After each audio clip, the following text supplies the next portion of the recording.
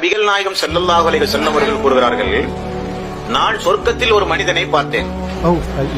அவன் அந்த சொர்க்கத்து இன்பங்களை எல்லாம் தவழ்ந்து அதாவது புரண்டு அனுபவிக்கிறான். அந்த சொர்க்கத்தை அவன் பார்த்துட்டு, நமக்கு ரப்பு சொர்க்கத்தை தந்துட்டான்னு சொல்லி புரண்டு அந்த சொர்க்கத்தை அவன் அனுபவிக்கிறான்.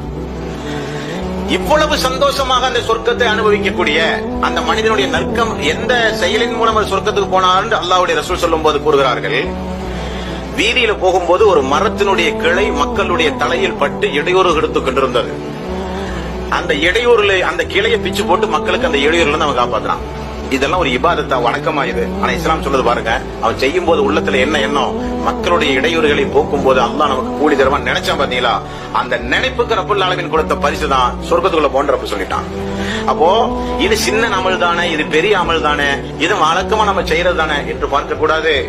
எந்த அமலாக இருந்தாலும் வாழ்க்கையில எப்பவுமே அதிகமா அமல்களை அதிகமா செய்து கொள்ள பழகிக் கொள்ள வேண்டும். அதான் இறை விசுவாசத்துடைய பண்பாக இருக்கணும்.